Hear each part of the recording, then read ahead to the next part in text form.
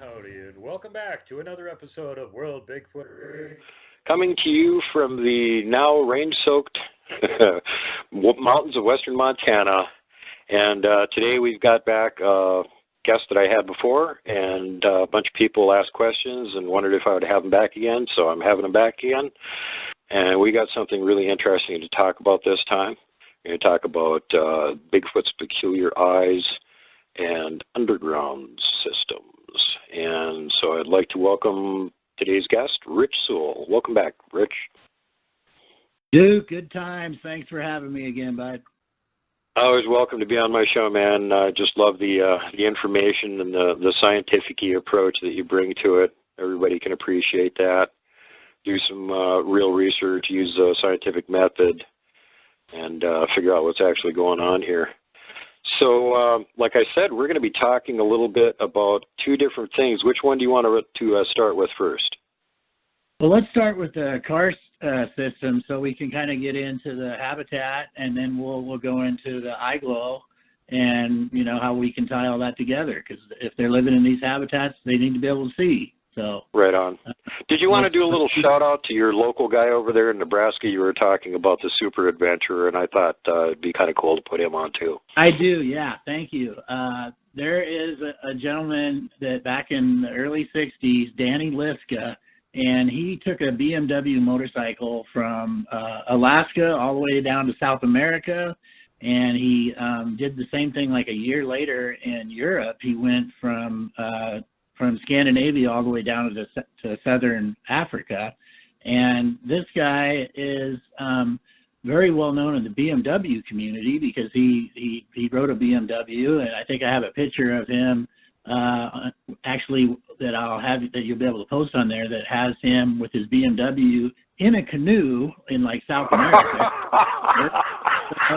Wait, does that count as riding it? Technically, it looks like he's almost on it, so I would say Okay. As long as he kept it idle. That's right. He probably kept it idling. I don't know. But an adventurer, somebody, you know, that was out being intimate with all of these environments all over the world, and just deserves a lot of praise. The big thing that I wanted to share about him is that he had a ranch up in Niobrara, Nebraska, and imagine this, back in the early 60s, the name of his ranch was the Bigfoot Ranch. So this hi there, that's very cool. So this guy is a world traveler, been there, done it, you name it. He was there on a motorcycle. He traveled. I mean, there was no communication back in those days. People take for granted having cell phones. There wasn't even telephones in these areas. So this guy was out there on his own on a BMW motorcycle, and he knows about Bigfoot. He's a believer. He knows they exist. Had his ranch after it, and he lived in this Verdigris Valley area, which is a part of a karst system. So I thought it was a good segue to kind of get into that, but I just wanted to give a shout out to him. He passed away in the early 90s, and I do use an image that he has from one of a painting that was done, and I use that image on my SoundCloud account for all the recordings and stuff that I post. So it's like a white Bigfoot, white hair, walking through a river, and in the distance you can see a guy with a flashlight. So it's really cool. It says Knox County on it. It's in Nebraska. So, you know, he's from Nebraska, probably little known. I mean, the BMW community, I'm sure people know about him, but very few people probably know that this guy was a believer in Bigfoot, and you know, I just thought it was cool. I wanted to give a shout out to him. So. Well, very cool. Yeah, big shout out to the Bigfoot heroes of the past. There's one that most folks don't know about, and right over there in the middle of the country in Nebraska, where you wouldn't expect it. So extremely cool there, and right in your home stomping grounds too. So he had a karst system underneath the ranch? Yeah, that whole area, it's like a verdigris valley, and you know, we start talking about these valleys, how these karst systems will work, but typically there's a river valley and that sort of thing, and he lived in this Knox County area where there was a large verdigris river. And in Nebraska, one thing about Nebraska that I wanted to share that most people don't realize is that when you're talking about having, for one, it has the large Ogallala Aquifer, so there's a lot of water in Nebraska. But the big thing that's for Bigfooters is that Nebraska has more miles of river front than any state in the country. So most people had no idea of that, but we have literally more miles of river than anywhere else in the country. So that's a heck of a lot of areas where Bigfoot could be moving through, and Nebraska has that plentiful of that. But there's the Verdigris River that runs up by where he was up, and he lived in Niobrara, which is right in the confluence of the Missouri River and the Niobrara River. And when I first got into the first expedition I ever went on was in western Nebraska, and the river systems moved from west to east and north to south in Nebraska as they all kind of ascend towards the Missouri River and the Platte River. And what I'd found when I was out into the Pine Ridge National Forest on the first expedition I ever did, that's where the Niobrara River starts, and it's literally about far enough. You could literally jump over the river at that point. It's so small. It comes out of it comes out of the higher elevation, and Nebraska has some very unique topography. In the western part of Nebraska, they have up in this Pine Ridge area, it's very similar to the Black Hills. It's really a mirror type of kind of low mountain range like the Black Hills has. It's, right. And if you're looking at a map of the U.S., you'll notice that part of the state is sort of snuggled right in between the edge of Colorado and the edge of Wyoming. So perhaps no surprise that the landscape's going to start going upward at that point. Yeah. Nebraska definitely has the higher elevation up in the western part, and then it all kind of goes down towards the Missouri River. So in this particular area up in Pine Ridge, they have 5,000 plus low kind of mountain range in there, very thick kind of valleys and timber, pine timbers. And then they have, coming literally out of the ground, they have springs, which are these karst type systems. And so here's this water starts just coming out of the ground and starts trickulating down, and then it flows into the Niobrara River. Like I said, it's only about as wide, you could literally jump across it. And by the time it gets to the Missouri River, when it's on the other side of Nebraska, it's very wide, a quarter mile or so. It becomes a very big river. So it's a large river system, very cool. Wow. Yeah. I just wanted and there's a lot of silt sand that's moved in there. It's actually probably about 250 yards, probably wide at its widest, but it does go through a lot of pine canyons. And the other thing that's interesting too, this Niobrara River, is there's in northern Nebraska, they have glacial canyons, some remnant glacial creeks that flow into the Niobrara River. And these creeks actually were there so long ago. They were carved out. These canyons were carved out by the glacial till, and the creeks that were left behind that were still there, they were there, prior to this glacialization. They still have trout in them that you'll only find like up in Minnesota. So you have these isolated pockets. There's algae in these systems that are there that you can't find anywhere else either that is growing. So these are remnant pockets of just ancient habitat, and there's Bigfoot in all these areas. So just kind of wanted to share some interesting background on Nebraska, and then a prominent, individual who came from Nebraska who made a mark in the world in travel. And I just wanted to also kind of highlight some of the unique topography and things of the state of Nebraska. It's just people, think it's a flyover state, but there's really some beautiful, topography in Nebraska and things, national forests and that sort of thing that do have excellent Bigfoot habitat. So, right on. And for people that are not exactly sure where Nebraska is, especially like listeners in other countries and stuff, just take a map of the continental United States, point your finger at the middle of it. That's Nebraska. Exactly. Yep.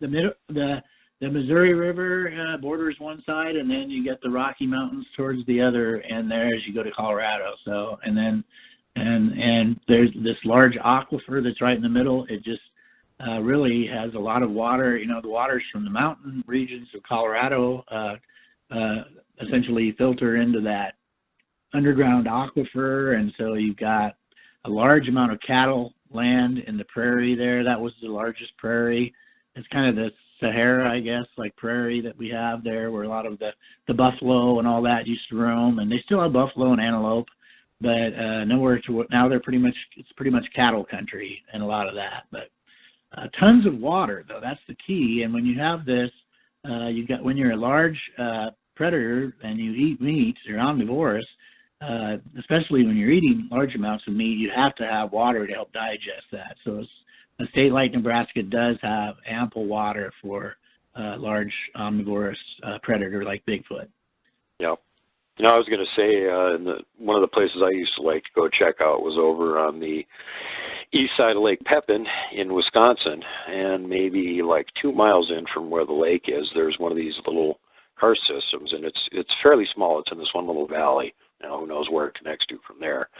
But it's real interesting because there's a spring that comes out of the side of one of these huge bluffs, and they've tested the water from it, and apparently from whatever method that they have of testing it, they could tell it's underground for like a couple thousand years before it comes up there.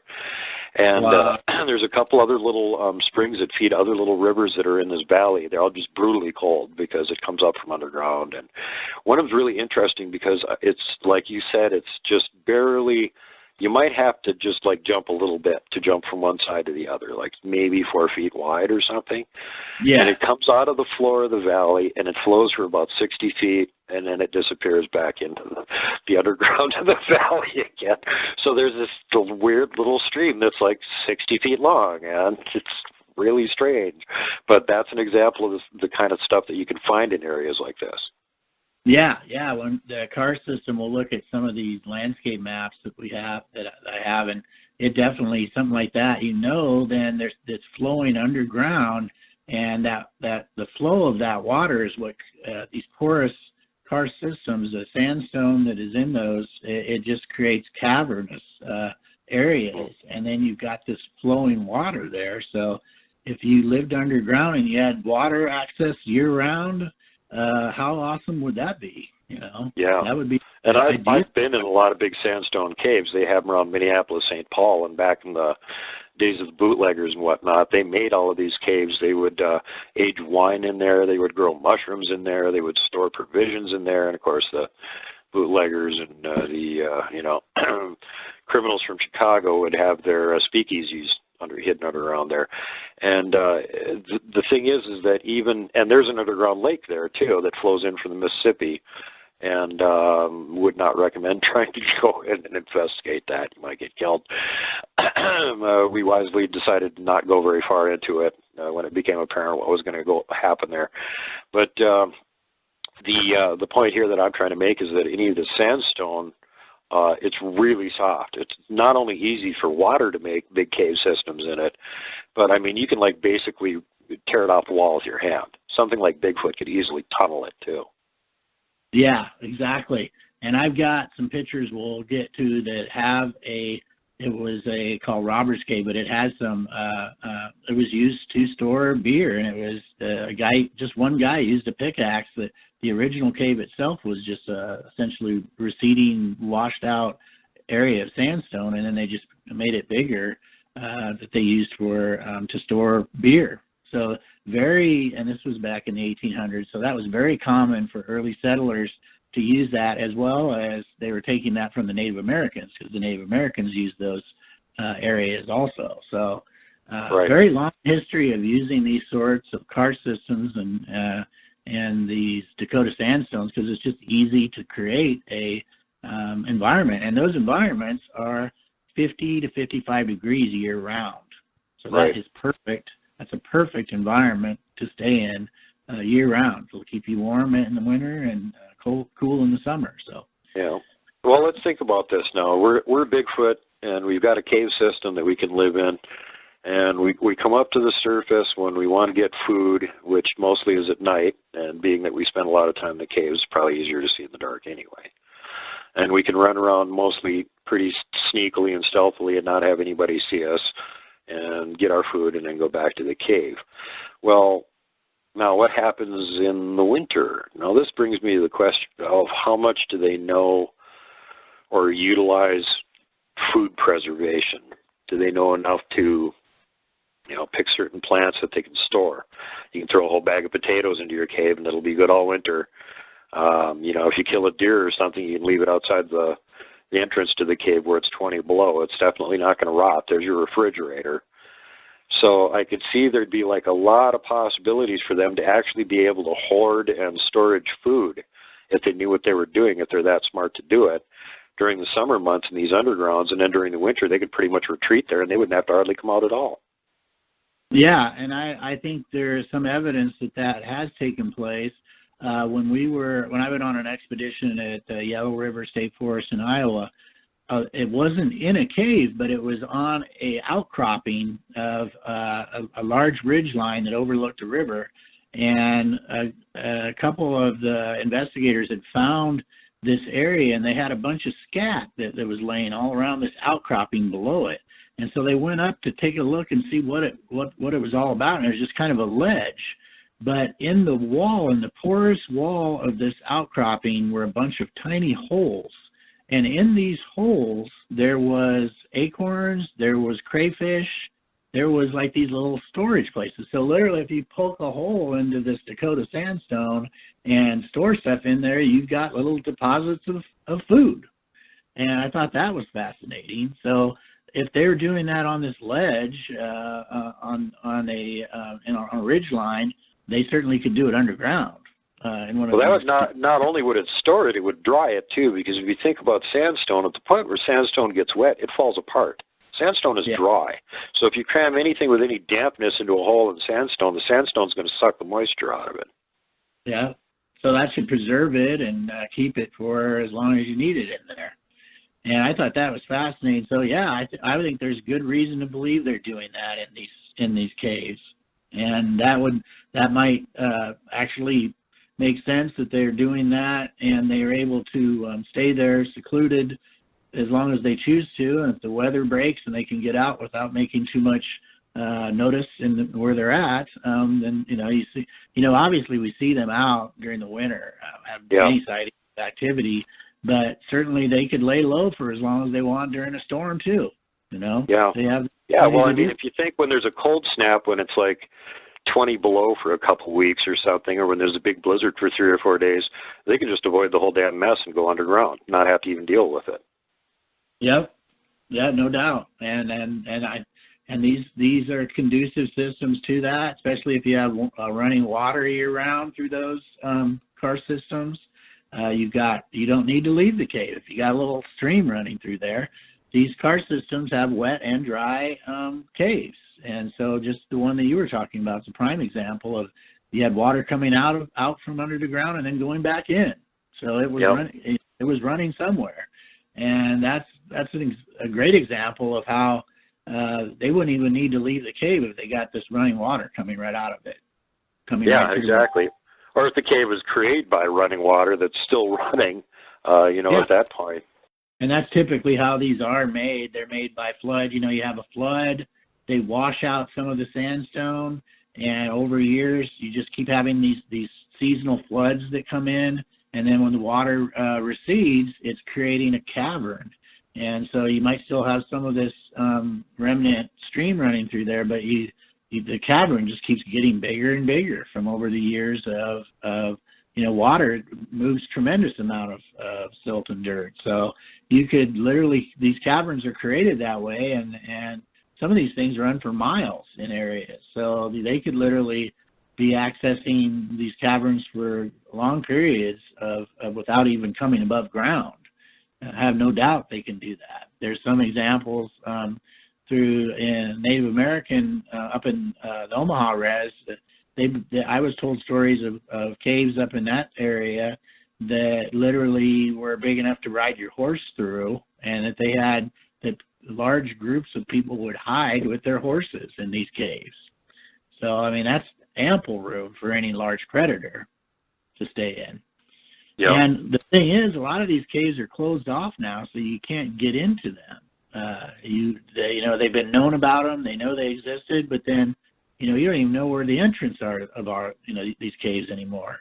So it's interesting. There's a lot of connection to, once they go underground, they just that's off the radar, and they disappear. Yeah, and also these, just as an example here, not talking about the car systems, but just about other things, because there's been humans mining on this continent for a long, long time, way back before the white man ever showed up. There was people digging mines on this continent. And we've got over 2,000 known abandoned mines just in western Montana. So imagine all of the other mines that humans dug at some point for one reason or another that are abandoned and not known at this point.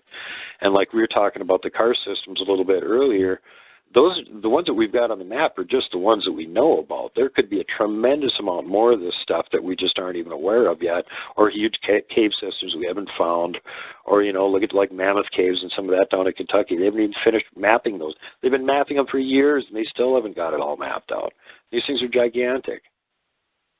Yeah, and that's a good point, because I do have a map that you'll have posted here on the show of the U.S. Karst map, and that's a good indicator of where cave systems can exist. But I agree, it's not the only place they do exist, because they do exist in areas that aren't on this map. So it's a good indicator of, the potential for these habitats where they're at, and that they have karst cave systems there. But we just basically scratched the surface when it comes to finding caves. They're in areas that we simply would not even have been able to map yet. So I think that's a good point. And obviously that's where the Bigfoot, that's where they're hanging in areas that we're going to. So right, and ultimately what we're talking about here isn't just a geological survey. We're talking about this whole thing in relation to Bigfoot. So keeping in mind that Bigfoot is an opportunist. It doesn't necessarily have to be a natural cave in order for him to take advantage of it. Now, when you've got plenty of evidence that abandoned buildings and barns and whatnot, they'll take up residence there. If there's no humans around there using it, hey, it's theirs as far as they're concerned.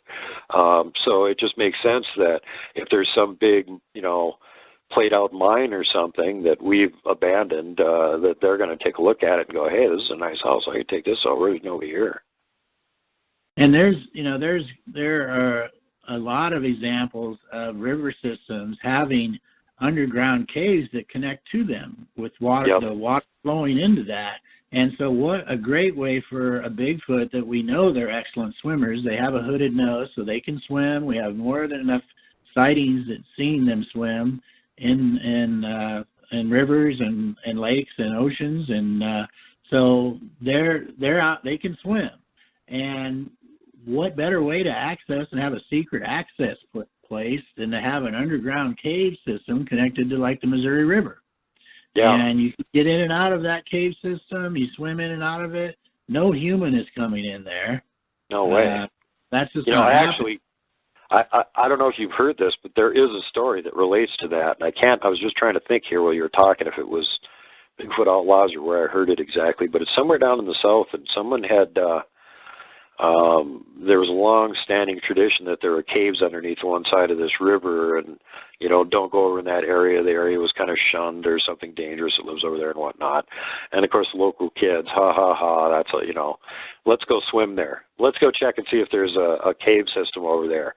And lo and behold, there was an underwater access to an underground cave system that was on that side of the bank, and apparently they found there was horrible stink and evidence something had been going in and out of there, and they sort of assumed that, the monster that they were talking about does actually live in this cave, and let's get out of here sort of thing. So there's stories that actually back this up. And also at the beginning of the show, the thumbnail that I'm going to use for this show is a picture from the late 1800s that a gentleman who was doing research on trying to do photography research, basically. This is in the olden days, like if you picture an old West movie or something where they're showing the photographer on Main Street taking the pictures of the victims of the gunfighters or something. They got the tripod camera, and they have to pull up the thingy and expose the film and hold it for a little while and then close it off again, and, the old-fashioned thing.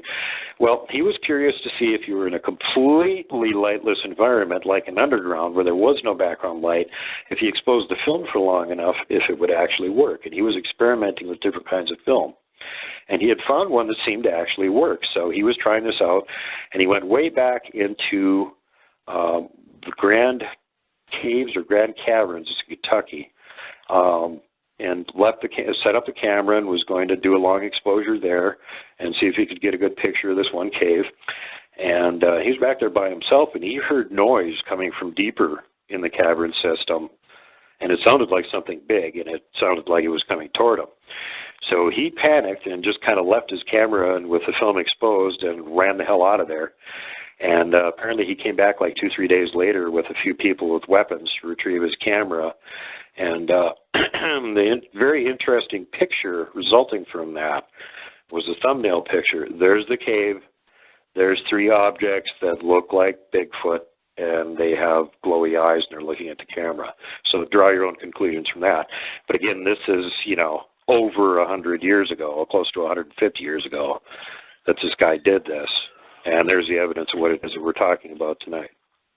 Yeah, that just totally corroborates. I love that you found that picture. And that just points out, we're doing research, and we have to reach back. You have to know the past. You got to look at people have been out here doing this and finding things. We're just trying to connect it to the modern science and things like these mapped car systems and that sort of thing. So, this research has been done. People are out there finding these things. We're pulling them out of the archives and bringing them out to the people. So that's an important fact to know. I mean, that's just awesome to know somebody took a picture of eye glow and picture of Bigfoot and caves 100 years ago. Amazing. Yeah, I had actually seen this picture floating around for like 15, 20 years now, and I always wondered what the backstory was on it and where it came from. And just a few days ago, somebody had put up a little article about the picture and what it was and where it came from. And I went, oh, my God, this is exactly what me and Rich are going to be talking about. Okay, I know what picture to use for this one now. But, I mean, there's a perfect example. This guy knows nothing about Bigfoot, probably never did know anything about it, was in this cave system just randomly taking pictures and got a picture of these 3 Bigfoot-looking creatures staring at his camera. So, how does that just like randomly pop into existence if there's nothing to it? Yeah, and if you look, what I had was the Sasquatch sightings of U.S. and Canada. There's it shows a graph of all the sightings in the whole country. And then if you look at the karst maps, there are some really compelling connections, parallels, that these karst systems are conducive to Bigfoot activity and Bigfoot sightings. So I think that's really cool. You'll be able to see that when you post that. And I think the other one I'm going to put up here for the benefit of the folks, since we have these 2 really good maps where we got all the sightings and we've got the of the United States and then all of the car systems of the United States. I'm also going to post up the map of all the missing person clusters of the United States. So you guys can take a look at all 3 and decide what you think. Cool. Yeah, definitely. Because they're in these things, they say there's, when there's connection to these sorts of things, there's a story to it. And clearly there's connections to all of these things. So there's much more to all this than meets the eye. We got cave systems, we've got eye glow that we'll be talking about here in a little bit, how I believe why this makes sense and why they would be utilizing these caves. And, these karst systems, also the next things that we have too is the actual landscapes of karst systems, how they look. I think it's important for people to really see, you get, one of them is kind of a farm type area, would be maybe in the plains or in an area where there's a river, a riparian forest type system, and then there's another one kind of an alpine mountain system. But they're karst systems. They're the same thing. There's water. There's flowing water that goes underground and creates caves and then flows out to larger river systems.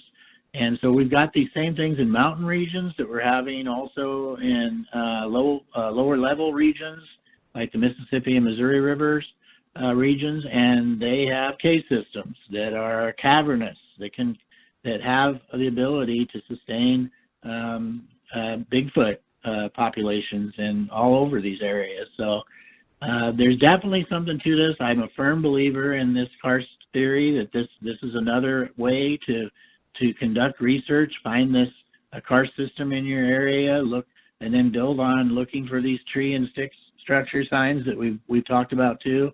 That's a great thing that Duke's been doing. Each show he just builds on it's kind of a learning tool. If you follow his shows, he's building on this. He's giving you all the keys to this, to understanding what a lot of researchers have put a ton of time into, and he's just you just have to listen and follow along, because there's been a ton of research done in the field to corroborate these sorts of things. So I've camped, I camped above cave systems, and there was Steve Moon in Iowa is a BFRO investigator. He was a caver before he got into Bigfooting. So that connection right there. Yeah, he was into being a caver. He's an archaeologist, was a caver, and then he got into Bigfooting. So imagine that. I don't know if you caught the earlier show that I did with Lynn Poole, where he was actually a town marshal at one point and got into a gunfight with a Bigfoot. Bigfoot didn't have a gun, but he did, unfortunately for the Bigfoot. But one of the things that he did in the area that he grew up in, which was an area where he was chased by a Janoskwa, is he did a lot of caving. He was actually involved in doing cave rescues and everything else. So he was intimately connected with the whole cave thing, and he brought that up. That there were some caves in the area he absolutely would not go into. As soon as he got near him, he got a creepy feeling and went, no, I'm just not even going in that one. And this is a fearless caver. And I certainly, there's good reason to trust your instincts in that. I know on the Omaha Res that we've identified, or at least they've told me that there's some cave systems. They know where to get into them at, but nobody's willing to go in there right now. So it is something I want to explore. I want to go. They have so much activity above ground that we haven't had to go into these caves, but we're identifying them. And then at some point, we're going to figure out how to get in there. But it is. That's a different. You're going into their cave where they have every advantage. If they can see in this environment and that's their home, you have to you have to approach that very carefully. And again, look at the precedent for this. Go back in the record of what humans say about these things. If you talk to most of the native tribes, they'll tell you the same thing. The little people and Bigfoot and whatnot, they just live underground and they come up at night. Or sometimes they're around during the day, but they can live underground. And then you go back to European legends, same thing, where the ogres and trolls live. Well, they live underground. Where the little people live. Well, they live underground. And the other thing that's actually, there's been 2 stories of people kidnapped in North America by mountain giants and having then later gotten away from them again to tell the story. And both of them claim these things lived in underground caverns and that they had hidden entrances. And in one case, it was like a boulder that a human couldn't even think about moving, that it was using for a door. And as soon as it got inside, it just pulled the boulder back in again. So there's no doorway there. Yeah, there's no way we would know that. It just looked like a mountainside. And then, if they have these entrances, and like along the Missouri River, where there's a cave with a river, a karst system where it's a river flowing into the Missouri River through the cave system, and it's all underground, you wouldn't know. You just have no access to that. You wouldn't know it. And nobody's scuba diving in the Missouri River with the way that's going. So the entrances are just not accessible to us. Another interesting picture that I sent you, and it has it's along a river. You can kind of see a picture of a boat, and then you see 2 figures in kind of a mound cavern kind of along this river. And this actually is a picture that Michelangelo had painted in the Vatican. And it's the Last Judgment with Jesus in the Vatican that was executed on the altar, behind the altar there in the Vatican. And this has some interesting pictures that are interesting figures that are in this mound are hairy individuals that look very similar to Bigfoot. And they're in a mound underground by a river. Imagine that. There it is, Homo ferus in a mound underground by a river, hidden in plain sight by the Vatican. So that's why we never found out about Bigfoot. Yeah, world's most famous artist Michelangelo paints it, and it's right in our face, and nobody on public display in the Vatican, and nobody's paying attention. See, now this is the problem. Nobody's paying attention. It's not that it's not out there. Nobody's paying attention. Exactly. How many people have looked at that Last Judgment painting of Michelangelo, and this is clearly a part of it. He painted this, and it is right there by a river, and there these two figures are in this mound along the river. So, without question, he did an excellent job of painting Bigfoot. Yeah, what I think is interesting is it's a split chamber. You can see the split chamber, and on the right side is like a giant or a human that's apparently not too happy, and it looks like maybe they're about to be burnt to a crisp or something. Sort of a hell-like thing there. And then, yeah. And then on the left, you've got this kind of nice cozy cave with the Bigfoot sort of hobnob, and not even aware there's other things going on apparently. And it's pretty strange. It is. I had to include that because I totally believe they are they're having these caves by rivers, and the fact that it was in that painting, and I just couldn't ignore it. It's similar kind of karst type system, so had to include that one. This is just almost too good to be true. Folks, look at that painting yourself. Pull it up online and find that picture. It's at the very bottom of the picture. By the river, you'll be able to see it, but this is just a cutout part that we have that you'll see here on the on YouTube. But it's very interesting, had to include that one. So very cool, very cool. Yeah, this is like most people, I'm sure, are not very much aware that this exists or anything because they're just not in the Vatican looking for Bigfoot evidence. So on to the next picture. We've got a spring coming up from underground here. Where's this one at? Yeah, this one is in Iowa, and this was an area that I actually done some expeditions in, and I did some private expeditions here.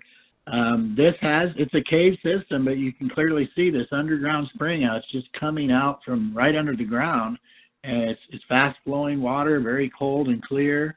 And we camped literally on top of the cave system that this was coming from, and there was a sinkhole not very far from my tent, and we believed actually they were coming in and out of this sinkhole also, which is another thing you want to look for. Sinkholes, are obviously your collapsed caves, and they're inconspicuous things for them to come in and out of. They literally would just have to pull the ground up a little bit, slip in and out of there, and it's a secret entrance. And we really believed that they were coming in and out of this sinkhole that was there. It was in a real wooded area, and then you had this kind of depression, and then this cave system was on the other side of it. But we literally were camped on top of the cave, and those expeditions I've done there really helped me understand that the subterranean nature of Sasquatch and Bigfoot. That this was clear that they were living in these areas. They had year-round water, and that they could disappear at any time. They could get. And how do they manage to do that? The other thing that always gets me about them is, especially in climates where you've got a lot of winter and a lot of snow on the ground. Yeah, they leave tracks in the snow, but really we should be seeing a lot more tracks in the snow than we do. And the further north you go and you talk to the natives about that, the more and more they'll tell you, well, they just go underground during the winter. Yeah, I totally believe that, and it makes sense now. And when you look at these karst landscapes that we have posted, you'll be able to see how easy it would be for them to have access to water if they could see in these environments, which that's the whole thing about the eye glow that we'll get into, which they can. Then they have nothing holding them back from living in there. If they got water access and they can get it, they can stay there while the weather gets bad. In Nebraska and other areas, we'll have snow. It'll be snowy for a month or just a couple weeks, and then there'll be breaks in the snow where it's melted, and they could get out and run around and gather some more things, and then get back in just when they need to. Just stay in these systems when they have to. And so there's plenty of access for them to be in and out of there when they choose to, but they could stay down in these systems and be completely covert from anybody, and you wouldn't see any tracks or anything. You just wouldn't think they were there. Right. But they are. And this leads me to bring up another point that I should mention, which I may be sidetracking us a bit on this one, but just for people to consider. A lot of the missing 411 reports, people disappear right before storms. right before blizzards, right before there's a nasty weather event, which, if you think about it, would be a great time to hunt. You go and grab something, and you don't have to worry about pursuit because the nasty weather event is going to wipe out all the traces of your trail. And if you're then going underground with it, there's no way they're ever going to find you. Yeah, there'll be no evidence of you literally just disappeared, and there's nothing there that you'd be able to track them. They get underground. We don't do well with underground. Obviously, people hiding underground is always been a way to disappear. So, perfect example. That's an excellent example of how that can be tying into that. It's a creepy example, and I'm not pointing the finger of blame at Bigfoot because there's other things that live underground. Remember, but it's just something to consider. If these creatures can sense incoming weather, and I mean, hey, people with arthritis can tell 2 days in advance when it's going to rain. There might, it could well be within the range of possibility that they could sense a big incoming storm system and go, hey, perfect time to go hunt. Let's go grab stuff we can't usually get away with. Let's go grab the farmer's prize pig because he won't be able to follow our tracks. Exactly. Well, I can tell you, just when I was on the Omaha Res back in August, we had the expedition, and the final, when we did a remote camp, the weather was really, the worst of the weather was to the south of us, but it was just whipping up lightning and rain, and it was just eerie environment. But it almost emboldened, it seemed like, the Bigfoot, because they were coming up close. So I have no doubt that they get active, and it's almost like some sort of hunting tool that they use to get to go out and do stuff during these times. But they were really active. They were just emboldened by the weather. So there's something to that. I think you're right, Duke. I have no doubt about it. I was surprised to see that. Yeah, that's kind of one of those things that it kind of always creeped me out, and I always went, it seems like they know when bad weather is going to hit and go hunting right before it, and then there's no traces. And this comes up a lot with Wendigos,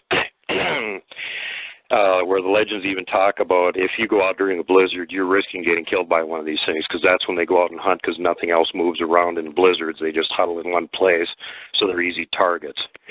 Yeah. And, of course, during the blizzard, hunting means that when the blizzard passes, there's not going to be any tracks for anybody to follow because the blizzard's going to get rid of it. That's right. Yeah, and they think about these things all the time, how to cover their tracks and how to stay stealth. There's a picture of the running stream that we have here, and if you can see, it's like the second or third one. There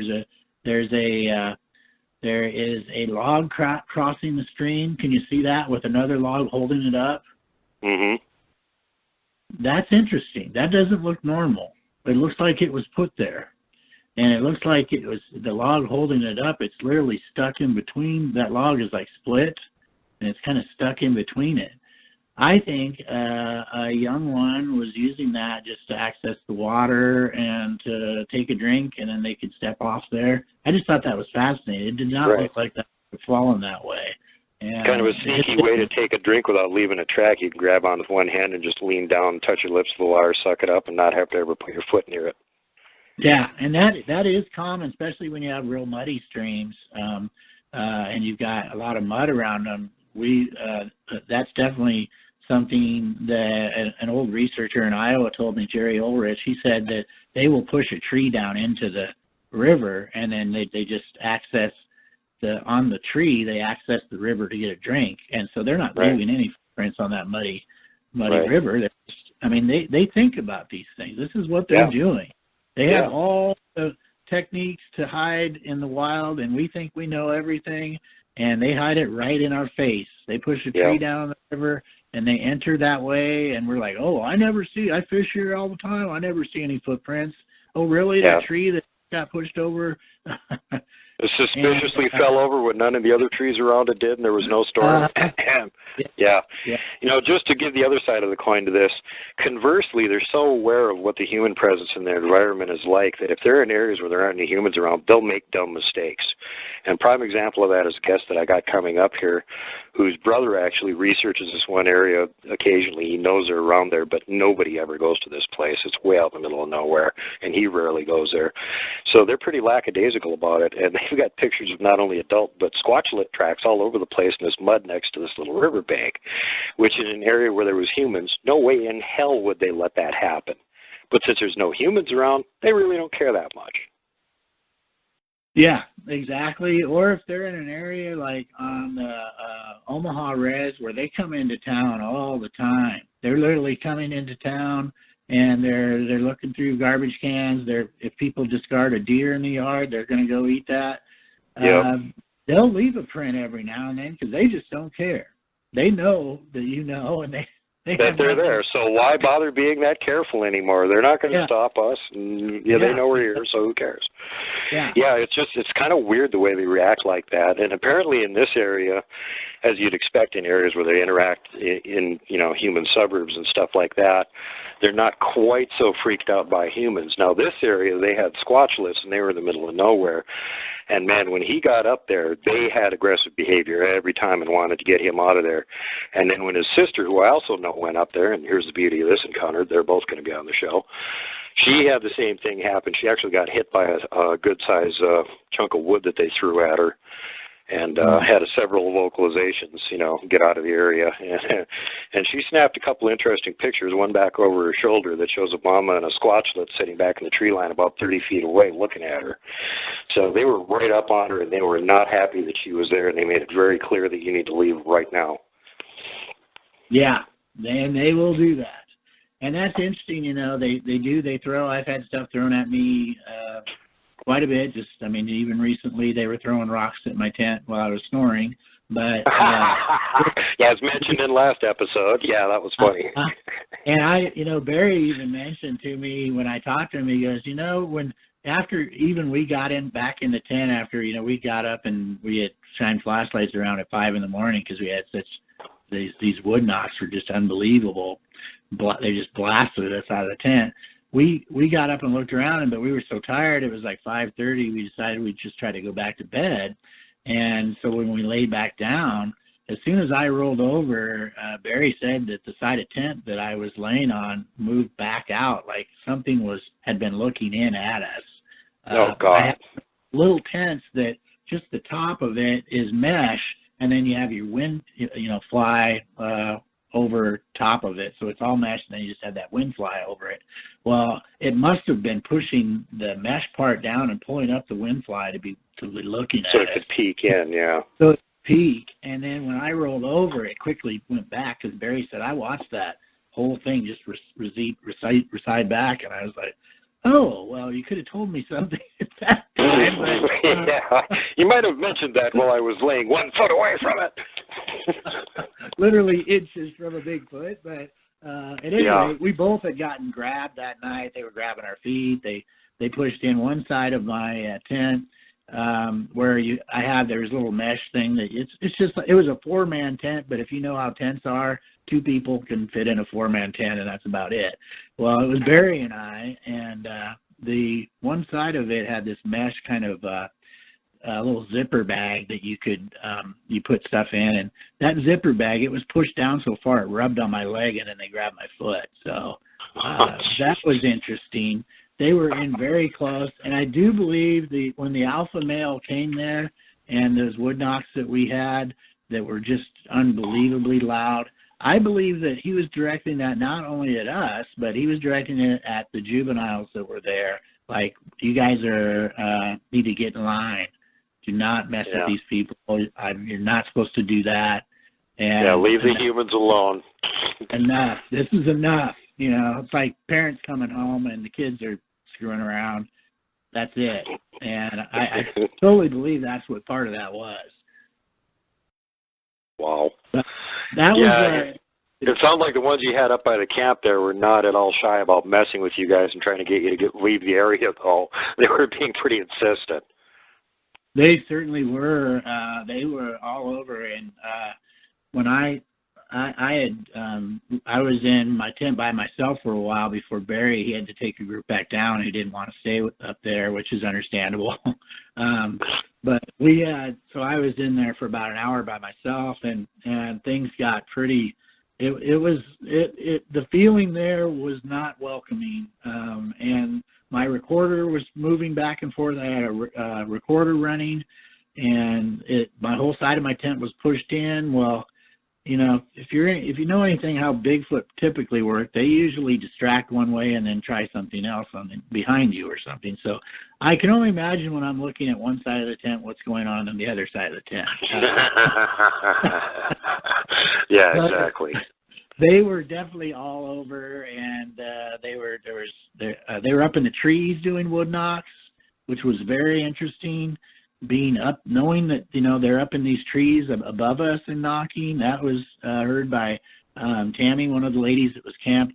My hearing's not the best, but the ladies that were there could hear everything. They said they were walking all around our tents, and they were being actually pretty aggressive, they thought, up until the big alpha male came back, or when he came up there, they kind of just had a distance from us and then threw rocks at us while we were snoring.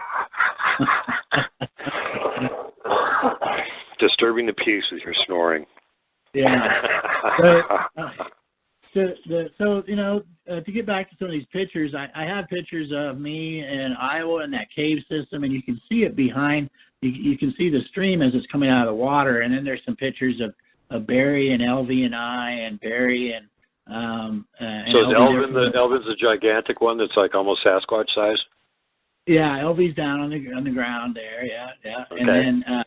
And he's with red squatching there, and that's me in the one picture, and then in the black, and then my friend Paul in the other one. And we all do res squatching too. We go on the res, but that's the cave system behind it. You can kind of see in the one picture that I'm in the black there. You can see how the water had ran down kind of from the top of this cave, and you can see the cave entrance there. Yeah. But the stream was just right behind us where it was coming out of the ground there. So just kind of give people examples of how these karst systems work and how the caves become these entrances to these very recluse areas. And that was a good example of it. This was a park that was built literally on top of the cave with a spring.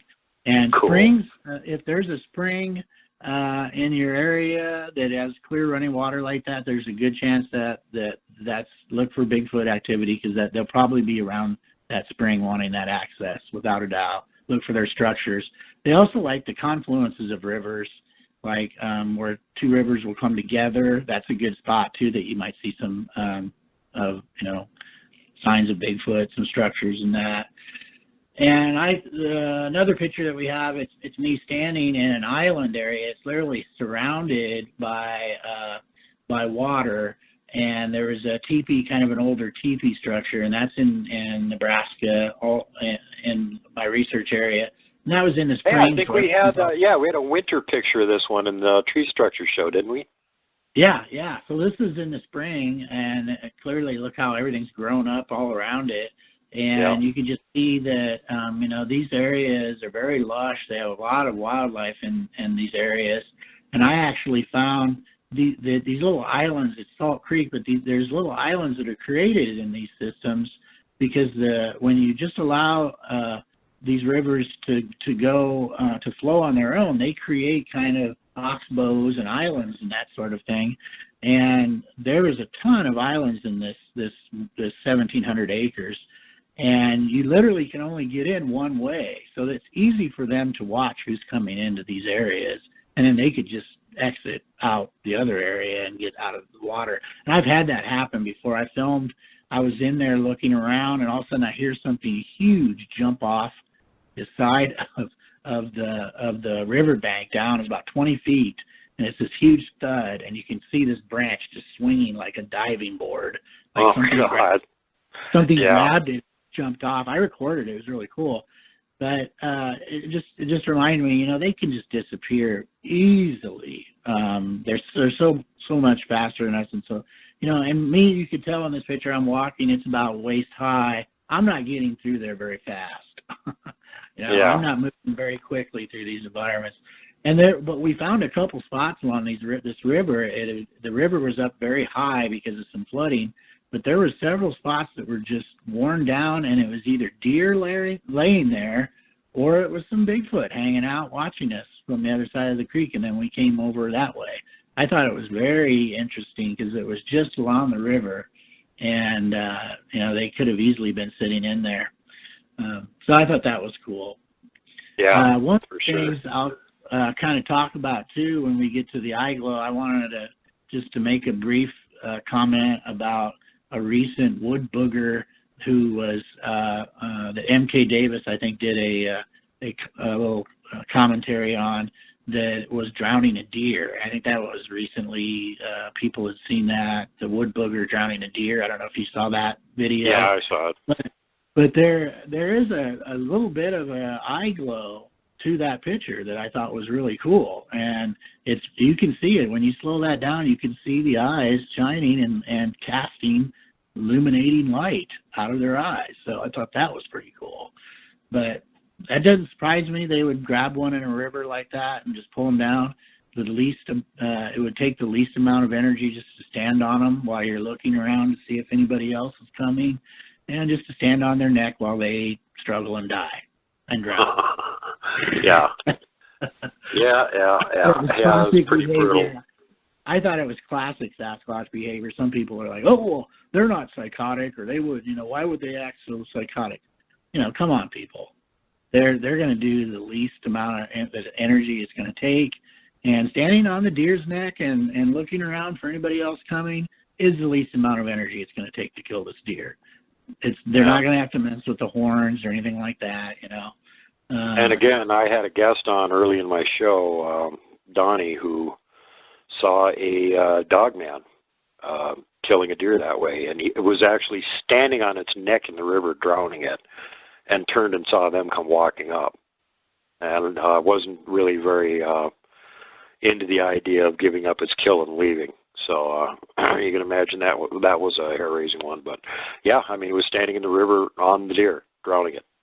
I think that's exactly what that wood booger video. You can't really see it that well. You can just see something, kind of splashing around in the water that looks to be a deer. But I think that's exactly what it was doing. It was just standing on its neck, and that way it can look around while, see if anybody's coming. They are always vigilant, and that would take the least amount of energy. So that was something I thought was interesting. But, now we can kind of get into we looked at some of the habitat here, like the caves and that, but now I got some interior of a cave. If you got to that picture, at the one, there's some lights, and this is this is a sandstone cave. And if you look at this, there are pickaxe. You can see the pickaxe marks on the top of it, where a single guy had opened this cave up after it was created just through water. But this is a prime example of sandstone cave, and this one's in Lincoln Robbers Cave. Right, it's right near my research area, Wilderness Park. That's why I totally believe the Bigfoot are using other cave systems in this park. I think this totally corroborates it, because these are cavernous. If you see people standing there in that one picture, and then you can also see how they're sandy on the bottom of them, of the cave, and you can see where some water had been in the past. But this was man-made, so it's certainly more open that way. And more regular. You've got the regular wall height and size and all that sort of thing. Yeah, and they just expanded on what was already there, essentially. But a Bigfoot could easily make big burrows like this, without question. This is about 30 to 60 feet underground, so there are they do go quite a ways underground. But it would not be a challenge for a Bigfoot to create an access to an area that would be deeper underground and that would be completely have several entrances to those locations. So just so you get an idea of what one of these, if nobody's ever been in a sandstone cave, this is what they look like. They have very sandy ground. It's not like it's rocky or anything like that. It's just very sandy. You can walk around in there barefoot, no problem at all. The temperature would stay about 50, 55 degrees year-round. And you can see there's graffiti and some carvings and stuff in this over the years. Very easy, like I talked about before. You could carve out little niches to put crayfish or acorns or whatever it is you want to save, and it's almost like drying your, maybe they put beef meat in there, deer meat or something, and it dries it out and keeps it over the winter for them. I mean, we just don't know. But it's certainly possible for them to keep a variety of things so that they could stay underground for a period of time. So I thought those were real good pictures. Those are great examples. You can tour that, and it's called Robbers Cave. There's a lot of history. Native Americans were using that. There's the history of it, that it's most of it's closed off now, but there's supposedly miles of these caves in this area. And nobody knows about them. Absolutely nobody knows about them anymore. So and that's the thing. Think about how many cave systems there are like that, whether natural or created by somebody else, that have been forgotten about and abandoned. And, of course, you know who's found out about them is still using them. Exactly. And that's why that car system map is so important, because you can look there and say, you know, with that car system map, the environment is right for that. Even though you don't think there's anything there, it could be. They could easily make these burrows in those areas without a doubt. Just because you don't know that there's a cave there doesn't mean they're not making them. So just want to take them from it. So because I know a lot of people are like, well, there's no caves around here. Never heard of a cave around here. Well, look on that map, and just because it's not even on the map, if there's Dakota sandstone or something in that area, that's the type of environment we're talking about. If you have springs, you know, we got a spring on our property, but we don't have any caves. Well, there's a good chance there's a cave there somewhere also. You just haven't found the entrance. It's underground. That's why you haven't seen it. Exactly. So I just want to kind of open people's eyes to this, because this is underground, and just because you don't see it doesn't mean it doesn't exist. And that's the kind of problem that we face with this, is that, you know, people say, well, I've never seen them, or I've never, you know, I don't think there's enough here for them to live in this area. Well, if they have an underground spring, and their spring is running, and, you know, if you're in a farm area, there's plenty of calories for these large omnivores. There's absolutely plenty of calories. So they're there, they're living there, they're making their own burrows if there's not cave systems, and they are moving around at night or in times that you're not aware that they're there. So just kind of wanting to open people's mind up to that. And then I think we kind of talked about the car systems. If that's good enough. Yep. We need to move on to the how are they navigating around in these car systems part of this. We're actually kind of running low on time. So I see you got the rock art of Bigfoot here next. And I always kind of like that picture, and it's like, well, that's big and scary and Bigfooty looking. And what's with the things? Does he got like blood dripping down from his eyes, or are they trying to indicate that like he's got shine coming off his eyes, or what are they doing to that drawing? What do you think? Well, that's kind of what that's kind of what drew my attention to it. You know, you really don't understand what they were trying. Their interpretations generally are from things they actually see. So. How do you draw a picture of eye glow or somebody, some luminescent eyesight? You know, how do you portray that? And I think if you put that into context of these eyeballs, then that makes sense. These are almost like beams of light. Yeah, that's kind of what it looked like to me. And then there's like it radiates like a little bit lighter and less as it goes, just like a flashlight beam or something. And it looked to me like that's what they're, you know, I always kind of wondered about that. Like, are they trying to show eye glow or something here? What is with the eyes on this thing? It's pretty obvious what it is other than that, but it's like, well, what's with the eyes, you know? Yeah. And I think, you know, this was an excellent attempt at trying to, you know, when you do, Native Americans are very, as far as the visual aspect of this, try to really capture what was happening as accurately as they could. Well, that would be very difficult to explain how somebody's eyes glow and how you would paint such a thing. But I think that was a really good interpretation of it, and I think that's what they were trying to represent in that picture. And so, also, interestingly and tellingly, it's red. Yes, which is another color that we see very common of their eye glow. Not necessarily a good sign to have the red eye glow. But it is something that's regularly reported. So again, that fits right in with Bigfoot and eye glow and red eye glow, and maybe that's what they were trying to depict there. So just a little interesting note on that. So in the next picture, looks like somebody else is doing a drawing of eye glow here. Yeah, that one was from, actually I included that because I thought it was cool, plus it was from a Radiohead album called King of Limbs from like 2012. But they had this, like, all these pictures of like forests and stuff, and I just thought this looked like some kind of eye glow almost. Light, illuminating light. So I included it just because I thought it was a cool picture with trees behind it with some illuminated eyes, but also it was a really cool album, so I liked Radiohead, but I thought that was really cool. Okay, so plug for Radiohead. They don't suck, I agree. Yeah, so that was kind of cool, and they got some pretty cool songs that are kind of squatchy, so check that out. But I just thought cool art, you know, a lot of times we have art imitating, you know, what's going on in the real world, and sometimes this is what is somebody's taking, trying to do some abstract art or something from really things that they've experienced, and this is the best way they can explain it.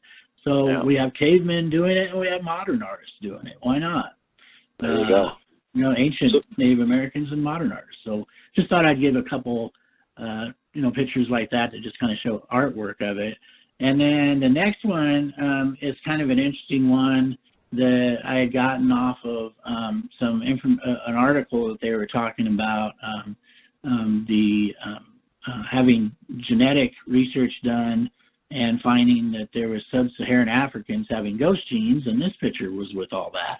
And I thought, you know, wow, that's crazy, because this almost looks like some kind of eye glow generated. Yeah, the way they got the art set up, it looks like the pupil in the eye is glowing red. Yeah, and what's going on with that? That's really cool. And again, this is just an artist representation of some ancient man, or ancient hominid, but really cool artwork that's selling some sort of electric, some sort of eye glow or something like that. And also, I thought it was cool during that storm that when I was up there with all this lightning around, they were really active. So there's something with this electricity thing going on. Very cool. And then the next two pictures are the ones that I'm excited to get to, because these are real pictures of real eye glow. These are actual pictures of eye glow. These were taken on the Omaha Res by Barry and Derek Webster of Res Squatching. And I blew the one picture up and put my website on that just so when I first put it out there, because I had changed also the color in the other picture. But the first picture you look at, what's happening there is very interesting, and it's really going to depend on the quality of your screen that you have if you're watching this on YouTube. But if you're just listening to us, we'll try to walk you through this. There is one eye that is definitely illuminated, and underneath it, to the right of it, you can almost see that it's oily skin, that almost like this, there's a reflection on the skin also. It's interesting. And then the other eye that would be on the left side is partially closed. And what I showed this picture to Dr. Meldrum when he was on the Omaha Res back in January, and he made an interesting comment, because at the time, typically we do not shine lights on them. But in this picture, they did shine a big floodlight. It was while the eye was glowing, they shined a floodlight on it. And what we believe it was doing is when you have a bright light looking at you, adjust your eye. Sometimes if you hold one eye closed, you can adjust your vision to the light source. So I thought that was a really interesting comment. But this is the eyes were glowing. This isn't a reflection of that light. This is actual eye glow. And there's a big difference between that. If you put a light on a raccoon or something like that, you will have them reflect light, or a deer. But these eyes glow in complete darkness. There's nothing around them. And I have seen leaves of trees, like a Bigfoot standing under the tree, and all of a sudden they're looking around. You could see them look one way or the other, and the leaves of the trees around it are illuminated as it's turning its head and looking. So it is casting this light out. And that's telling, because if they live underground, if they're in an area where they're in these car systems and living underground, how are they going to see under there? We can't see underground. There's no light. You've got to have light in order to see. There's absolutely no light. And if they're entering these in caves that's just water excess, there's not even any ambient light of anything, nothing. So very interesting. I found something on the Omaha Res that was cool too. When I was just there in August, there was this fungi that was glowing in the dark. It was some kind of fungi that was on the ground. I couldn't believe it. It just glowed. And I bet they'll grab some of this fungi and take that down there in the caves with them too. Just, yeah, sure, they're like little flashlights. They're just kind of cool. You just kind of hang them up or whatever. I don't know, but it just caught my attention. I thought, there are other things in nature that are bioluminescent that have light sources that way. And what I've recently just found out, the first picture is just the actual color, so it's kind of a white amber color, and you can see the eye. That clearly there is a light source coming out of that eye. And then the second picture is blue. I altered it in the blue temperature color to show temperature variation, and that's how you could change colors. Is the temperature variation changes the color of something from one color to another in the light spectrum. And I thought that was interesting, so I just changed it. But blue is a common one that we see with young Bigfoot. A lot of the very young ones that have been seen, you'll see their eyes are blue. They'll glow in blue. We've seen, I believe they have 2 or more offspring, so many times sightings have been seen several little blue eyes looking at you from from behind tree or behind in a ditch area or somewhere where they're being kept. So that's very common. And then the red eye glow, we typically have seen that too. That's generally, we understand that might not be the best inviting situation to be in. Typically they could be not happy. I believe they are communicating at some extent too with this eye glow, but they have the ability to completely use this to see in caves and get around in areas, get in mountains, wherever they need to be at night with no light at all, and they can traverse through the forests or mountains with no problem. No problem. I got a question about your two pictures of the eye glow here. Is he looking at the camera or is he profile to it? He's looking directly at it. So okay. If you see the left eye is almost closed, there's just barely any light, if you can see that. Right. It looks like there's a little blip of light off to the side of where the right eye is. And I think that's actually some reflection either from when they put because their skins are oily. If you've ever had one touch a window or touch something, there's like oil that they leave. They have like oily skin. Well, if you look at the side of his face next to that eye, that might just be some reflection of oil either from his own eye glow or from the light that they had shined on him at that time. So I think you're seeing a little bit of his cheek area or partially just outside the eyeball area. But you also see their eyes they're big. Their eyes are very big. They're huge. They're much bigger. If you ever stood next to our family used to have draft horses, and draft horses, over 1,500 pounds or so, and their eyes are just huge, and they stand about 8 feet tall, and their head stood straight up, 7 to 8 feet tall. And they got huge eyes. So imagine something with just big, very big, huge eyes that is 10 feet tall. That's one thing that always gets me is a lot of the people that do illustrations of Bigfoot, they always try and make them with these beady little eyes, and it's like, I don't know what you're drawing, dude, but that ain't it. The first one that I saw was a Type 4. It was during the day, and it was nice and bright, but you could still tell the pits of his eyes. His eyeballs had to be like the size of a soda can. They were huge. Exactly. Their eyes are huge, and they're so that's another tell sign of them that they have these huge eyes. They can and I totally I've seen this eye glow many times. I mean,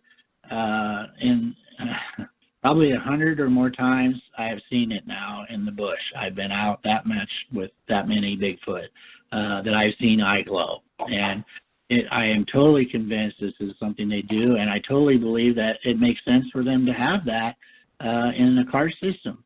If they're an ancient being, which I believe they are, you know, they found footprints next to dinosaur. They found hominid footprints next to dinosaurs in places in California and stuff. So if that's a relative of Bigfoot, then they're very old, and they may have these ancient vestiges of eye glow and things that are truly a part of the natural world we live in. This isn't anything supernatural, people. This is not a supernatural power. This is as far as that goes, you can look at lots of examples of deep sea life where the critters have, for one reason or another, developed this ability to make themselves glow or flash colors and patterns. I mean, you know, cuttlefish are even weirder. They can change their texture of their skin and form different colors and patterns on it, like, you know, simultaneously. Really weird. But even here on the surface, you know, in the normal, plain old, average, boring world that we live in, there's these things that down south they call lightning bugs, and up here we call fireflies, and they can light up. So they don't have any supernatural power to light up. They're fireflies. And that's a chemical reaction of luciferin and luciferase chemicals interacting, and that's actually a cold light source. They call that a cold light source. It does not give off infrared or any ultraviolet heat sensing. So you're not going to be able to see them in those with those type of heat sensing thermal detectors. They're giving off something that isn't you're not able to see, which is very interesting. No heat signature. It's a cold light, and so a lot of times you'll get people, oh, I see this, and I can't get any view of anything on my thermal or anything. Well, you know that they're using probably a cold light chemical reaction too that is not necessarily giving off heat. It's giving off. You would think it would have to be. I mean, if your eyeballs heated up every time you wanted to make them glow so you could see underground, that wouldn't work very well. You'd have all kinds of problems associated with that. Yeah. So just so people understand that this is all scientific. This isn't anything that, you know, we're not just, you know, digging for things here and trying to make this all work. It works because it does work, because they live underground, because they do. Many people have seen this eye glow. Taken these pictures that I have here are evidence of their eye glow. There's a 20-minute video to these pictures. These are just single pictures. There's a 20-minute video that is on YouTube that you can see of this video that I have linked on my website. 20 minutes of these eyes glowing. So that it's not just a still picture, and a lot of people, still pictures don't get a lot of attention because it's hard, but the video is pretty compelling.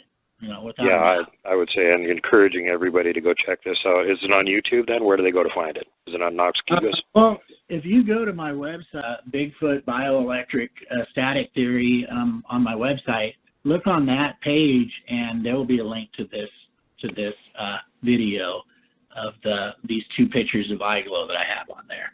And very so cool. It's probably just easier to go to my website and then go to it from there. So. And then, you know, we got some other pictures here. We got Sibylla Irwin, courtesy of her, had some pictures that we have posted here of pictures that she had drawn of Bigfoot with eye glow. And so that's, you know, again, she does renderings for people who had firsthand sightings and just draws from what they had seen. Yep. So, and this is commonly reported. You'll see a lot of artists doing, you know, art of Bigfoot where they've got glowing eyes, and this is, you know, where it comes from. It's not like, well, let's make the eyes look glowy so it's scarier, and that's not it. No, it's because the people are reporting that that's what they're seeing. So the artists are trying to do artistic representations of what they're being reported as people having seen. The other thing that's interesting to bring up here, and I had a conversation with one of my friends who's been guest on the show a couple times and probably will be back again in the future here, about his experiences. And he has, what he says lines up with what I've heard from a couple other people that have been in the situation where they've actually had a flashlight on one of them. They've had more than one flashlight on them. And there were more than one person there observing, obviously, and they were seeing different colored reflections depending on which angle they were to which flashlight beam that was on it. Oh, wow. And one of them actually, well, two of them had flashlight beams on it. In one situation, there was a third person, because the one said, it's green, no, it's blue. It's green, no, it's blue. And the person walked from one side of the back of the one person, past them, over to the other person, and past them, and went, yeah, it's both, and it's white, too. It depends on where you're standing. Yeah, and I do believe they have control over that, the colors that they probably can see. You know, if you're seeing the primary colors, you can probably have variations of all the color spectrum. So without a doubt, I think they have control over what color they're utilizing and what they're emitting, and whether that's used for communication purposes or just better seen in certain environments. I'm not sure. Well, one thing that I've noticed is that if you have different colored lights, like if you have these lights that have basically like a blue light on it, you'll get a different color reflection than you will off of pure white light, or you will off of a yellow light. And then it also seems to depend on what angle they're at. Like if it's just a background light and you're getting like a green glow from it seems to be looking at you and you're getting a green glow on it, it's not looking at you, it's looking at the light. Yeah. Yep. Yeah, I mean, this is just fascinating, and this is a big reason why when I do research at night, we typically don't have any lights on or anything, because when we do like a whoop, a really low whoop or something, or a wood knock, to let them know. Very typically, we'll talk in Omaha language and introduce everybody. We try to do it very respectfully, like, you know, we're here. This is our names. We each introduce ourselves, but we can look out then in these woods and start seeing these eyes glow, start to peek around trees, and you can see them start moving towards us with these illuminated eyes, and it is just crazy. I mean, every time I see it, it's such an awesome experience, because, you know, I bet it never stops being creepy either. Every time it's like, oh God, here we go again. It is. I mean, because, you know, this is what, you know, you came for, and some people, you know, they're not prepared for that. They didn't realize they're going to come right up to us like that.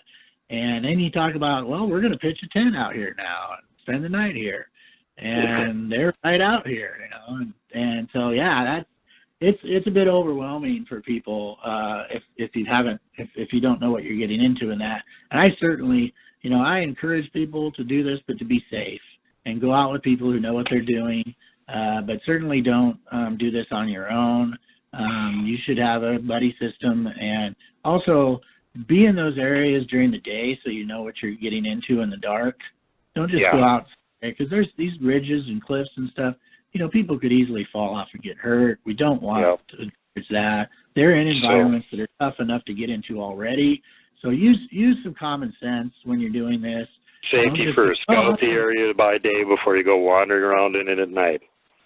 Exactly. And but if you're seeing these structures and that sort of thing during the day, and you want to come back out there at night, take note of that, and then know where you need to be on your trail or whatever, where a safe place for you would be at, and then you can try to engage them that way with at least having somebody else with you. You know, those are things you can try to do. But if you're out there in complete darkness and looking, you'll see these eyes, these glowing eyes peeking out from around trees or coming towards you if they're in that area. And there's usually always a sentinel. You know, anytime I've gone into any area, any park or anything like that, there's generally somebody right near the beginning of the trailhead. You don't have to hike back a mile in there. They're already watching you. So it isn't like you've got to be, you know, Mr. Adventurer, that I got to get out into the deepest, darkest part of the woods. That's not necessarily the case. Nope. No, in fact, you want to stay away from the deepest, darkest part of the woods, because that's where the type 3s and 4s live. Don't go there. Exactly. Go to the areas near civilization where those nice opportunistic type 1s and 2s are hanging around that aren't so dangerous. But in any case, if you're going to do this and you haven't had a lot of experience already, and you find where there's some stick structures and you decide, scout it during the day and I'm going to go up there at night and check the whole thing out, safety first, man. Make sure that you've got an escape route. Make sure that you've got a plan. Don't just, get yourself into a situation where you're camped up there and all of a sudden they're not digging it and they're getting aggressive and hostile and you're there without a flashlight in the dark not knowing which way to go. You better have an escape route plan just in case that you have to pack up and get out of there, or worst case scenario, just get up and get out of there and come back and get stuff the next day or whatever. Always be aware of that. Don't get yourself into a position where you're basically trapped and you have no options. Exactly, because they're just like any other, animal, and I'm not saying they're animals, but just, they sense that you're vulnerable and aren't going to stand up for yourself. That triggers things with some animals, and you don't want to make yourself a victim. Exactly. Same thing as running. Don't run. Never, ever, ever run, because it might trigger their predator instinct to chase you. Yes. And, so do not frickin' run. No matter how scared you are, be respectful, back off slowly, don't look dangerous. And you're not going to outrun them, so don't even try. No. All you're going to do is get them to think that it's fun and they're going to chase you, and might forget for a minute or two that they're not actually trying to hurt you. But you put a light on them. Like I said, I was talking about not having a flashlight out while you're looking, but keep a flashlight with you, without a doubt, a very good flashlight, because if you get stuff thrown at you and you're in a situation that you do feel dangerous, we had that. We had tree knocks around us that became very disturbing, and what we ended up doing is getting up and putting a light source all around us. Yep. And that was very clear that we ain't putting up with this. And we all got some other researchers down in Texas that have tried blue lasers, and they swear by them. I have heard that too. I've heard some things about the lasers, using the blue lasers. Definitely, yep. I've heard. They really seem to hate that color. If you want to make them go away, blue lasers seem to work good. Yeah, so that, as a last resort, something like that is probably something definitely to have. Use caution. I'm trying to just open your mind to this type of concept of eye glow, and certainly encourage people to experience it themselves, but do it with people who have experience, and do it with a sense of that you need to be out in the bush with some protection, and at least know that you are responsible for your own safety. Yep. Don't think that they're going to just treat you like you're one, no threat, because they may be unhappy you're there in their environment. Yeah. And even if you're non-threatening, they can still be unhappy that you're where you're at. It doesn't matter if you present an actual threat. They can just be unhappy that you're there. That's all it takes sometimes. So be aware of that, and again, here's a good reason to not be going out into the middle of nowhere to do this. Not only are you more likely to run into type 3s and 4s out there, but you're also more likely to run into Bigfoot troops that have very little contact with humans and have a very short temper because of it. They're not used to having to put up with you. They don't want to put up with you, and they're not going to put up with you. So, in those situations, a type 1 or a type 2 could be just as dangerous as the other ones, especially if they've got young around, and they're just not willing to put up with you being there at all. So be very careful with what you're doing in this situation. I really don't encourage, beginners to go out and do this sort of thing generally. So if you do decide you want to go do this, try and find somebody around your area that already does research, is reputable, knows what they're talking about, and go out with them. But be very careful. Yeah, and the last picture that I had here of eye glow was of a red eye glow, which is pertinent to what we're just talking about. Typically that is associated with probably not being happy with what you're doing or being in that area, and you might consider that a warning sign. That particular picture we have here, I don't know who the artist was of that, but I thought that was a really interesting picture. The other thing that I thought was interesting about it is the face is almost illuminated, which is kind of rare, because normally you just see the picture, you see the eyes, you don't see any part of the face. But if they wanted to project, I suppose, a different wavelength of the eyes glow to illuminate their face, I suppose they could. Because I have seen them when they stepped up. When I saw one in Iowa, it stepped up on a 2-track and its eyes just got huge. I mean, it just was surprised. So anyway, I thought that was an interesting picture. I included that. But that's some red And eye the glow. natives and their legends will tell you, you know, avoid the ones with the red eye glow. And in some cases, I think they're just saying that if you're encountering one that's really unhappy with you, the eyes tend to glow red. But in other cases, they're being specific, and they're saying, hey, there's two kinds in this area. There's the ones you don't have to worry about, and then there's that other kind that have the red eye glow. So since we don't know 100% the unequivocal answer on this one, if you see red eye glow, play it safe, get out of there if you can. That's always the best option. Yeah, and I found that to be pretty true, really. I've had red eye glow around us, and generally that's not either. There's a feeling that comes with that that's not exactly welcoming. So, yeah, and hopefully it's only a type 1 that's mad at you, and you're not like seeing a hungry type 4 or something. In which case, good luck. Yeah. And then the last few pictures here, I just kind of included. The one is a picture from Iowa from those Subterranean escarpments, and we were on an expedition with BFRO, and there was this actual Class A sighting. It was during this park had just opened up from winter, so it was just the first day of spring, and we had a cookout, and Barry and Elvie were with me, and they had done whoops and stuff, and people started seeing some like dark figures coming down into this ravine area, which was it was a kind of a large valley with a stream, clear trout stream, and about there was a Class A sighting. Somebody, one of the researchers, had seen one actually walk into the trail and leave, and he said he just saw it. He couldn't believe it. Well, not too far from there, Barry had seen something get into. It was about 100 to 75 yards from us. Something was moving around, and so he pointed it out to me. So I took about 30 pictures of it. None of them came in very good, but there is one picture, this one I included, that you can see what I believe is a credible picture. And I sent this to M.K. Davis, and he looked it over, and he said it could be a Sasquatch, or Bigfoot, but the single pictures are it's obviously not a Patterson type picture, Patterson Giblin type picture, but he definitely wasn't going to discount it, but he didn't say that it was a big. He said it certainly could be one, but because of the corroborating story that I had with it, the Class A sighting, and the fact that we had all seen activity in that area, I think this has some interesting dynamics to it. The picture itself in the center of it, and it's on my website. You can blow it up and look at it closer. The original picture, it looks much better.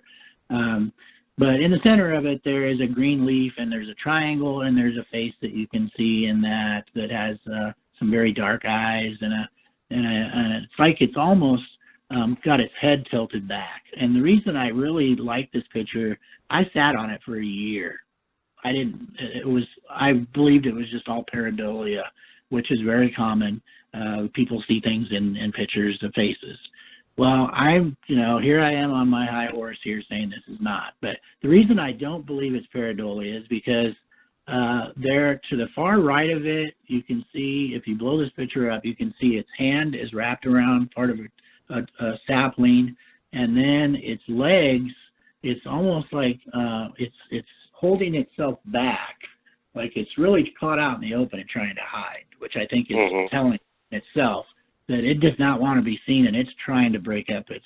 And I took this picture through about 75 yards of brush and timber, so this isn't out in the open by any means, but it's got one leg kind of the right leg is kind of curled under Indian style underneath, and it's outstretched. Left leg, its right leg is curled underneath there. It's got another, appears to be its hand is holding it around a branch, and it's literally kind of 3/4 of the way bent backwards, like it's trying to lay back almost, and just trying to break profile. So that's the reason why. I mean, if you look at the face on it, it looks pretty credible to me. I just put it out there for people to make their own opinion, and it isn't going to break any news. That this is the best Giblin. But this was an area that this was a karst system. that had activity, a lot of, and they came real close. There was a Class A sighting right by there, so, you know, after sitting on it about a year, and I blew it up, I put it on my 4K TV. I bought one of them, which you can't get any 4K channels, but anyway, I put it on there, and when I saw it on that, I was like, oh, wow, that's, you know, I think I do have something here. So anyway, I encourage people to look at it. I included it just because it's in this karst-type system. It was taken on an expedition, and I have a story about it, and I think I posted it on your on the Montana Bigfoot Project too. So, well, people can make their own minds up, and that's what the show is about. We'll just present you guys with the evidence. You can take a look at it, listen to what we have to say, make up your own mind. Nothing's carved in stone. Nothing's 100%. Nothing's been resolved yet. You know, nobody's got one in their garage except for Wes, and he won't let me look at it, so that's not helping. And you know, so until we actually have hands on, you know, one of these things to take a close look at, you know, this is about the best we can do for you. So, is there anything else? That just shows how tough it is to get a picture of them. You know, the reality. God, it's damn near impossible. They are so good at hiding. To get any glimpse of them like that is amazing. And then, of course, the last picture we had was the Patterson Gimlin picture, and I thought, you know, you just met Bob Gimlin, so maybe you wanted to mention that. Yeah, that was such a hoot. You know, I've been a fan of this guy since the film came out, and I had any awareness that there was such a thing. It was 5 years later that I actually saw one. And then after that, I became keenly interested in it. And since all that time, I've been thinking, you know, it'd be fun to actually meet Bob Gimlin someday. But back in the old days, there weren't any conventions or anything, so there was no way to meet him. And just pretty much figured it would never happen. Well, now, recently in the last decade or so, there's been a lot of conventions popping up, and Bob has been actually, like, popular and going to them, and God bless him and more power to him. That poor guy go through 30 years of hell after him and Roger got that film, and he never made a damn penny on it. All he did was just take a pile of crap for it. And so finally he's getting some, you know, some nice approval, and people are saying some kind things to him and giving him some attention and some of the treatment basically deserved for being the guy that made this happen, because Roger didn't have the wherewithal to do it. If it hadn't been for Bob going along and supplying the horses, we never would have got that film. And then the hell they went through getting back out again. So after, you know, decades of thinking about this, I had this image built up in my head that I would go to some conference sometime and there'd be a long line there, and I would stand in that line and wait for an hour to get to the front and buy an autographed picture and say, thanks for getting the video, Patty, we all appreciate it, and you're my hero, and all that kind of good stuff. So here I am standing out in front of the conference with Mark Mersel having a cigarette with him, and across the parking lot comes walking two people. And the one of them I recognized first, Russell Acord from the International Bigfoot Conference, and the second one's a little bit shorter gentleman. When he gets closer, I can see it's Bob Gimlin. They're walking right toward us. Well, they recognize Mark, and I've got an IBF shirt on, so, of course, they're figuring, no, it's got to be somebody else who was just at the IBF. And Russell gets closer. He recognizes me, of course, because we know each other. And he walks up and shakes hands with Mark first, and Bob's standing there not, you know, knowing who to shake hands with, and there's only one option left, puts his hand out toward me and says, hey, buddy, how you doing? And shakes my hand. And let me tell you, this was by far the least probable meeting of Bob Gimlin that I could have ever imagined, and I would have bet every penny I had against that ever happening. So,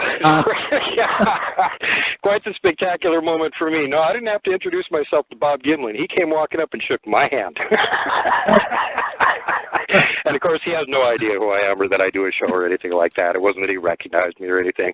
He's just that kind of a kind, honest, good-hearted gentleman. And the way he's been portrayed on the shows and the way he comes across radio shows that you've heard him on and stuff, that's the real Bob Gimlin. He is a living legend, and rightfully so. The guy is amazing. He's a prime example of a really great human being, totally kind, outgoing, and wonderful person. And, you know, that's about all I can say about it. He's the best of what America should be proud of. A good cowboy. He's a kind, hearted person. You know, that is somebody that has stood the test of time and criticism all these years. Criticism he had taken. And he could still have a smile on his face and give a good handshake. That is a good man. Yeah, he is. And a lot of people don't realize that this guy, he has not made much money on this. I mean, he is not well-to-do. He isn't sitting in some giant mansion or something. He's just, you know, making it like the rest of us are. And at some point, he had one of these jerk TV producers come up and offer him $1 million to go on camera and say that that footage was fake. For $1 million, he wouldn't do it. What does that tell you? That's some integrity that you cannot imagine. He ain't for sale. Bob Gimlin is not for sale. That's right. That's awesome. Well, you have a great story. That was the first I heard it, so I thought I'd put the picture in to kind of spark something there for you. So yeah, I appreciate that. And it is the 50th anniversary, folks. It's like less than a month away from when they actually filmed it at this point. So, get ready for a big hoopla in the Bigfoot world here surrounding the PG film for the next few weeks at least. Yeah, and people, get out there and look for yourself. We're giving you all the tools to go do this. And so if you're interested in that, there's still an opportunity for the next great picture to come out. So absolutely. And who got the last one? Was it research scientists? No, it was a couple of broken down cowboys with no money that just decided to go out and try and do it. And they did it. Yep, that's right. That's right. Awesome. Yeah, and I got to go back to what Bindernagel said. I was just watching a show he did last night where he was talking about citizen investigators and the lack of scientists actually doing the proper work in this field. And that, the citizen researchers or investigators don't always understand scientific method and don't always use the best approach to gathering their data and documenting it properly. But on the other hand, he went like 4 or 5 times and said, if it wasn't for those people, we wouldn't have any information on these things because they're the ones that are doing the whole job right now. Scientists, get off your lazy butts and start doing your job. Exactly. And, and this is why we put this stuff out there. I'm not making any money off with the stuff I'm doing here. I freely give this information away. It's research that I've done that I spent my own dime on going on these expeditions, and I want other people to go and build on that. That's the joy of this whole thing for me. Is it's exciting. I enjoy the excitement of it, but the research end of it too is trying to put this puzzle together and just look on, last 50 years between work that John Green has done from his books.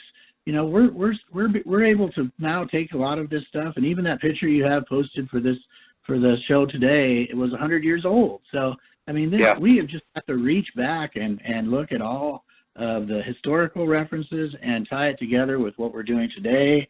It's an exciting time to be doing this. Right on, it sure is, and it's fun. It's fun nowadays because there's people involved that we're actually starting to make forward progress on this whole question and can actually start, like you said, connecting the dots between some of these different issues and getting it sort of figured out. So, it's a really exciting time to be involved in it. There's more awareness of it than there ever has been. It's a lot easier to get the information. You've got the internet to help you with. A lot of these researchers are actually publicly visible, so they talk to each other. You can get a hold of them and whatnot. So hopefully, if people will just quit fighting with each other and quitting being egomaniacs and actually start working together, and a few of them are, we're going to be able to get this going a whole lot faster. And at the point where we got enough information to get the scientists involved, it's really going to go fast because they've got the funding and everything to get out there and actually do a really good job with it. We just need to get them convinced that there's something there for them to go look at, and then they'll take care of the rest of it. So that's where we're at with it right now. But thanks again for coming on the show, Rich. I always love having you on. We should have you on again at some time in the future here. Duke, always a good time. I appreciate it. It's always a joy to talk to you, and looking forward to another time. I think we covered some great material today, so thanks again. And like I always like to say at the end of every program, we have problems in our lives. We have things going on. Right now we got hurricanes and huge fires and stuff in the country. Do your part. Be part of the community. Be part of the society. Be part of the people of the United States. Reach out. Help everyone to the extent that you're capable of doing. And always try and be safe. Be kind to everyone else. And no matter what. Kind to everyone. Safety first, last, and always. Pay it forward. Don't be mean to people if you don't have to be. Don't flip off the mountain giant. Don't poke Dogman with a stick. Don't punt the puck, would you? And for God's sake, whatever you do, do not hug the Wookiee.